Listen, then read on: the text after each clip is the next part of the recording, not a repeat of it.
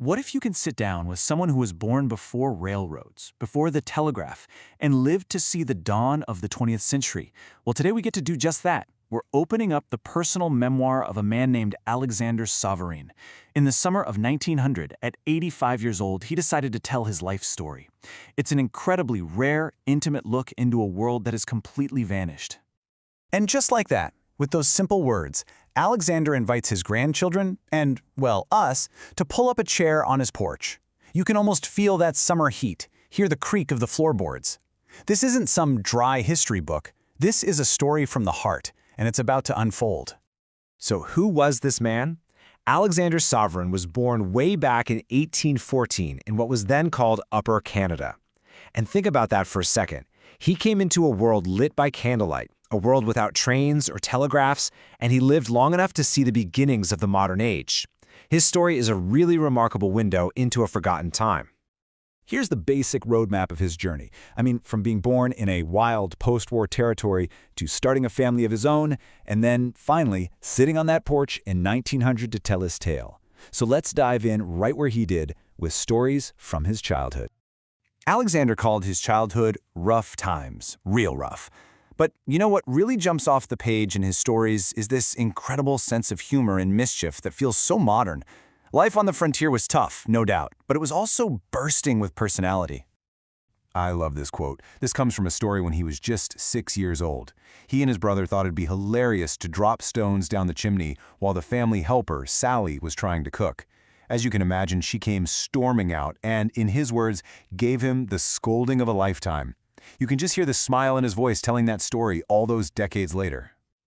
And that sense of humor? It definitely ran in the family. His dad, Frederick, decided to teach a lesson to a hunter who was always bragging about how brave he was. So, Frederick hid along a trail one night and let out a series of perfect, chilling wolf howls. The hunter took off running for his life and later told everyone in the tavern about his hair-breadth escape from a massive wolf pack. Classic. Okay, so as we move into his adult life, the tone starts to shift a little. A really powerful tension comes into focus. Alexander was a man who had this immense pride in his physical work and his skill, but at the same time, he was haunted by this one profound regret that really shaped his whole outlook on life. And here it is, right in his own words, the two sides of the coin. On one hand, he was a master of his craft. Cradling, which is this incredibly difficult job of cutting grain with a giant specialized scythe, was an art form, and he was one of the best around. But that pride was always shadowed by this deep, lifelong sorrow that he never got a proper education. This contrast seems to be at the very core of his life. Wow, this is maybe one of the most powerful things he said. You see, for Alexander, education wasn't just some abstract concept. It was a real, tangible loss. He saw it as a key that could have unlocked a totally different kind of life, and he begged his grandkids, with all the weight of his 85 years, not to make the same mistake he was forced to make. In 1840, Alexander married a woman named Eliza Putman, a decision he called the best I ever made, and together they built a family. It was a life filled with absolutely incredible joy, but also a depth of sorrow that is, well, it's almost impossible for us to imagine today. 14. Just let that number sink in. They were blessed, as he put it, with 14 children. That's a whole world of hopes and dreams for the future, right? But this number, it also sets the stage for the absolutely staggering scale of their losses. This timeline is just gut-wrenching. In the span of about a decade, they buried 5 of their children. The grief was relentless.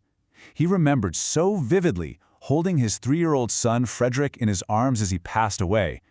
This wasn't just some statistic. It was the brutal, lived reality of pioneer life.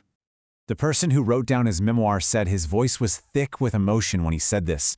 Even 50 years later, the pain was still right there, at the surface. It's just a heartbreaking reminder that some wounds, they don't heal. You just learn to live with them. So after sharing all these stories, the joy, the work, the unimaginable sorrow, Alexander does something amazing. He boils down his entire life's experience into a clear set of principles. This is the wisdom he wanted to leave behind. This is his legacy. So what did it all come down to? These 5 pillars. They're simple, they're direct, and they're so powerful. And you can see how every single one was forged in the fire of his own life. The pride he took in his work, the pain of his lost education, the faith that carried him through tragedy, and above all else, the importance of family. I mean, just take his lesson on generosity. For Alexander, this wasn't some nice idea. It was a fundamental rule of life. His door was always open. He admitted that this principle cost them a lot over the years, but he said he never regretted it, because being rich in friendship and respect, well, that was worth more than all the gold in the world. And this is his final charge. After telling his stories, after sharing his wisdom, he looks at his grandchildren and he passes the torch. It's this incredible message of hope, of responsibility, of empowerment, and it feels like it reaches right across the century to speak to all of us. And that really leaves us with this question, doesn't it? In our world today, which is so fast, so digital, so different from Alexander's, which of his principles still hold their power? Hard work, generosity, faith, family, the pursuit of learning. What can a voice from a porch in 1900 really teach us about how to live a meaningful life right now?